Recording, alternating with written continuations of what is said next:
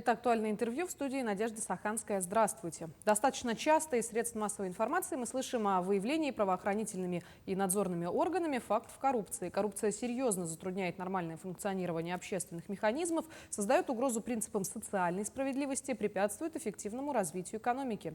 Какие сферы наиболее подвержены коррупционным проявлениям, что такое конфликт интересов и как его предотвратить? Эти вопросы мы обсудим сегодня с гостьей в студии Евгенией Сивцевой, прокурором отдела по надзору за исполнением законодательства о противодействии коррупции прокуратуры Республики Саха. Евгения Васильевна, добрый день. Здравствуйте. Скажите, а вот насколько в нашей республике распространены коррупционные нарушения? Ежегодно органами прокуратуры республики выявляется свыше 2000 нарушений законодательства о противодействии коррупции, в целях устранения которых принимается порядка 1000 актов прокурорского реагирования. Помимо этого, к примеру, в прошедшем году правоохранительными органами выявлено 230 преступлений коррупционной направленности. А какие сферы наиболее подвержены коррупции? Ну, анализируя практику, могу сказать, что наиболее подвержены коррупционным правонарушениям это у нас сферы, как правило, бюджета, закупок, а также распоряжения и управления муниципальным и государственным имуществом. То есть, получается, злоупотребление служебным положением тоже сюда входит? Да, да. Скажите, а какие нарушения можно назвать самыми типичными в сфере коррупционного? Ну, основную массу нарушений в сфере законодательства о противодействии коррупции у нас допускаются при декларировании своих доходов государственными и муниципальными служащими. Такого рода нарушения у нас выявляются ежегодно. Они составляют порядка 80% от выявляемых нарушений.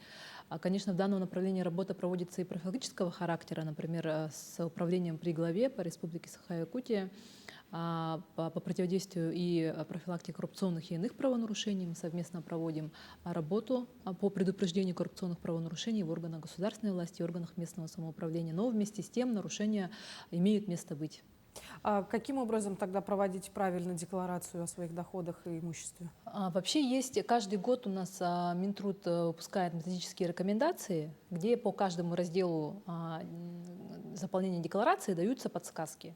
Вот мы, когда проводим проверки в органах государственной власти, прямо при проведении бесед с коллективом разъясняем, что в случае, если появляются какие-то вопросы, обязательно обращайтесь к этим методическим рекомендациям. Там достаточно подробно все всегда описано. И если быть достаточно внимательным и ответственным при заполнении декларации, нарушений можно избежать. Но неужели не проходят документы потом контрольную проверку? Ну, к сожалению, в связи с тем, что у нас большое количество муниципальных служащих и государственных гражданских служащих, бывает такое, что кадровые подразделения, конечно, не всегда полно проверяют эти справки. Но у нас по плану работы нашего отдела такого рода проверки ежегодно проводятся. Так что нарушения мы выявляем всегда в ходе проверок. На прошлой неделе, например, в Приморском крае был случай о коррупции, когда сотрудники детского сада писали документы для того, чтобы получить субсидию по нацпроекту «Демография» и завысили количество детей, воспитываемых в детском саду. То есть, условно, если там было 30 воспитанников, они написали 100. Вот в таком случае как распознать, если буквально налицо факт обмана? Ну, я думаю, что правоохранительными органами данной ситуации будет дана надлежащая оценка. А так, такого рода нарушения выявляются у нас в ходе прокурорских проверок. И, к примеру, вот прокуратурой города Якутска в прошлом году в ходе проверки в одной из школ города Якутска был установлен факт хищения денежных средств руководителем школы. То есть денежных средств, которые были предусмотрены на материальное стимулирование работников школы и детского лагеря. И по материалам прокуратуры города Якутска в настоящее время возбуждено и расследуется уголовное дело. Какая самая сильная, строгая мера наказания за нарушение коррупционного Ну, это, конечно же, лишение свободы. И помимо этого, помимо того, что там достаточно большие сроки лишения свободы, помимо этого предусматриваются очень большие штрафы. Ограничений делами. по виду деятельности нет? Например, если человек занимался этой деятельностью, его потом отстранить, чтобы больше не занимался таким делом? Конечно, конечно, такая практика у нас имеется. То есть помимо того, что человек несет еще и уголовную ответственность, помимо этого он лишается возможности занимать, например, какие-либо руководящие должности в будущем. Это обязательно. Евгения Васильевна, а что такое конфликт интересов? Конфликт интересов — это ситуация, при которой личная заинтересованность должностного лица препятствует или может воспрепятствовать ему беспристрастно и объективно исполнять свои обязанности. Такая ситуация может быть у нас, когда, например, государственный служащий принимает на работу своего сына, дочь, брата, сестру. То есть тут возникает ситуация, когда вот ввиду родственных отношений он не может с этого работника требовать, допустим, так же наравне, как с остальным. А. Да, он может дать ему какие-то преференции, где-то дать, немножко уступить, да, ему где-то вот. Вот это вот и можно вот так вот охарактеризовать конфликт интересов. Такие факты у нас выявляются. К примеру, вот прокуратура республики в прошлом году в ходе проверки в одном из министерств был установлен факт заместителем министра, который участвовал в заседании комиссии по выдаче субсидий из бюджета. Там, в этом же конкурсе участвовала организация, которую возглавлял его брат. И он, соответственно, никого не уведомив, принял участие в этой комиссии, соответственно, проголосовал за организацию своего брата. Ну и впоследствии эта организация стала одним из получателей субсидии.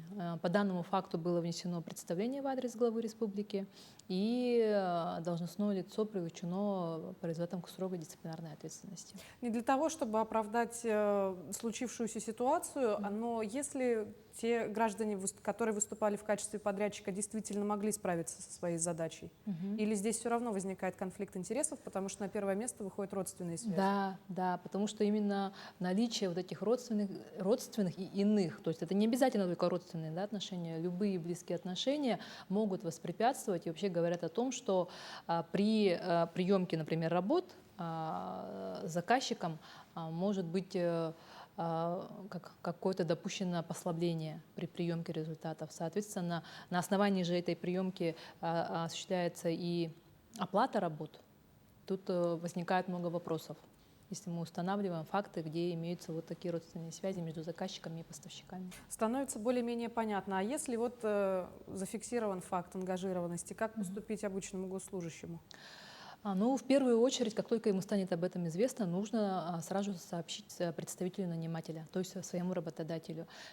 Письменно, как правило, у нас в органах власти уже бланки установлены, они у нас находятся в общем доступе, сообщить своему работодателю, а в дальнейшем, соответственно, принять меры по самоотводу, то есть отказу от получения выгоды какой-либо. Но со стороны работодателя необходимо тут же незамедлительно принять меры по изменению либо должностных функций этого лица, либо отстранения его от выполнения каких-либо контрольных функций, например. Да? То есть полностью не допускать возникновения конфликта интересов при исполнении служебных обязанностей лицом. Наверное, бывали и более сложные запутанные клубки, когда человек, который должен был обратиться к работодателю, выяснял, что и работодатель находится в связке с теми, кто находится в конфликте интересов. Такие факты, конечно, имелись, да, и бывает, но тут нужно при проведении проверки мы со всех сторон оцениваем ситуацию, то есть просто так на основании каких-либо одного или двух признаков мы не можем судить о том, имеется ли личная заинтересованность. Потому что личная заинтересованность, она в большинстве своем подразумевает получение материальной выгоды либо самим должностным лицом, либо его родственниками, иными близкими лицами. А вот в таком случае лицо, которое допустило конфликт интересов, подлежит увольнению, отстранению от службы, от должности? Вообще у нас по законодательству предусмотрено увольнение по утрате доверия в данном случае. Вообще при нарушении в том же сокрытии доходов, например, да, либо имущества. Но все-таки к каждому случаю нужно подходить индивидуально. То есть тут смотрим мы в целом ситуацию. Поэтому нет, не во всех случаях может быть такое, что лицо будет уволено, например. Где-то если он принимает меры по устранению нарушений, да, и так далее, заглаживанию своей вины, то вполне возможно применение просто мер дисциплинарного характера. Но понятие конфликта интересов распространяется не только на госслужащих. Да, у нас бытует мнение, что конфликт интересов может быть вот только на государственной или муниципальной службе. Но нет, у нас закон распространяется не только на служащих, но в том числе и на организации, независимо от форм и видов деятельности. То есть по требованию федерального закона о противодействии коррупции в каждой организации должны быть приняты меры по исключению коррупционных проявлений, в том числе обязательность недопущения конфликта интересов. Поэтому данные требования в том числе у нас распространяются и на коммерческие, и не на коммерческие организации. Скажите, а какие меры необходимо принимать для предупреждения коррупции? Для предупреждения коррупции организации в первую очередь необходимо разработать локальные акты по профилактике коррупции. К ним относятся стандарты антикоррупционного поведения, к примеру.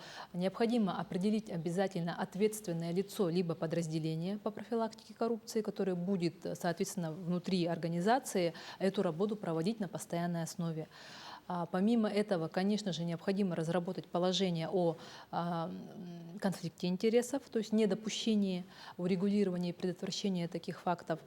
Также по мере возможности принимать меры по взаимодействию с правоохранительными органами. На самом деле этот перечень у нас исчерпывающий, он установлен статьей 13.3 Федерального закона о противодействии коррупции.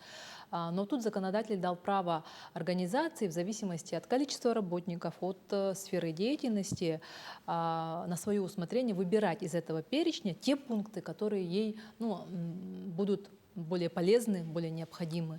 И уже на основании этого принимать решение все-таки, какими мерами будет организация проводить вот это предупреждение коррупции. Но статистика по предупреждению коррупции, наверное, движется в лучшую сторону. Да, работа проводится колоссальная.